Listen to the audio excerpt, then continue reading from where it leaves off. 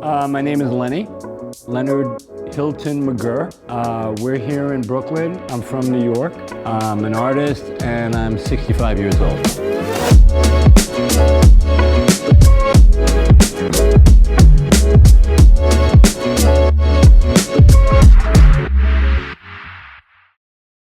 The subway school is a descendant of what was just graffiti on walls and people marking territory.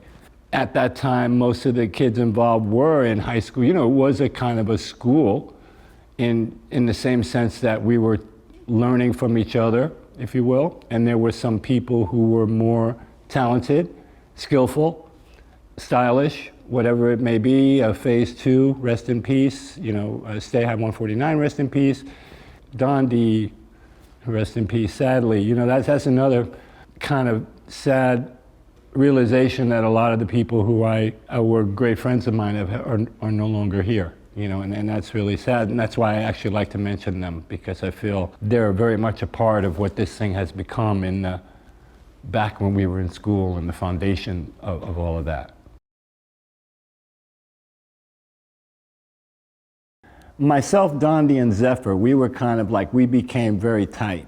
And for a few years, we did a lot. We like ran a lot of projects together. We went around the world together.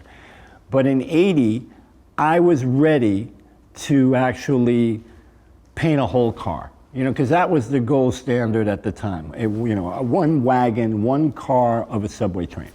Painted it over a 4 to 5 hour period.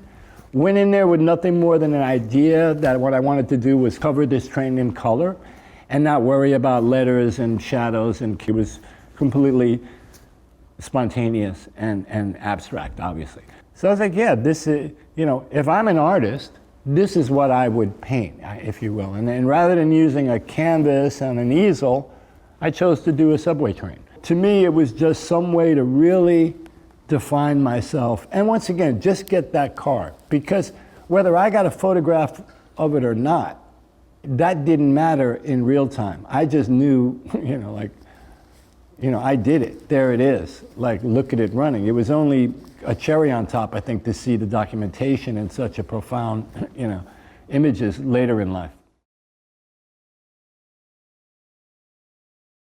My old friends were now modern day real graffiti writers, painting trains, writing in subway stations, painting murals in handball courts like Lee Quinones, for example.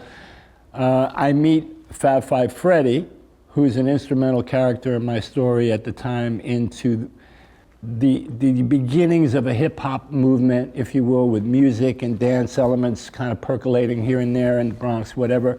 '80 to me is the probably most important year of the whole thing kind of coming together.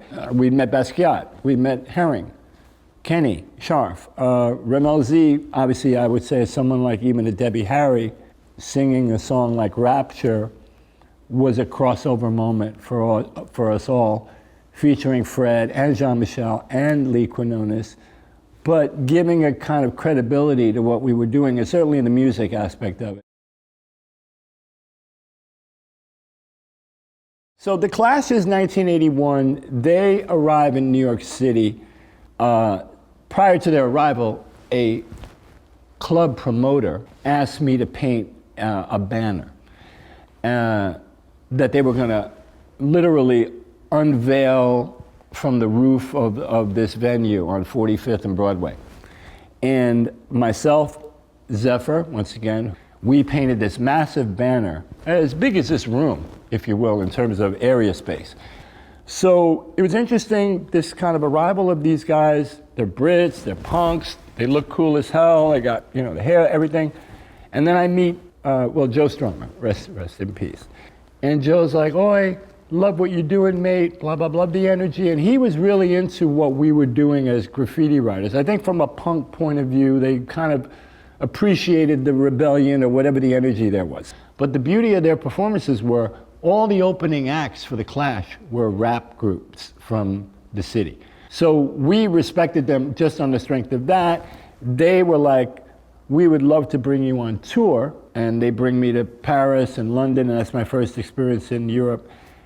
And it was great for me too, because I really discovered them, and we went on to work together in their next album called Combat Rock, with some very great songs on that record, and I even got a chance to sing on a record with The Clash on that album.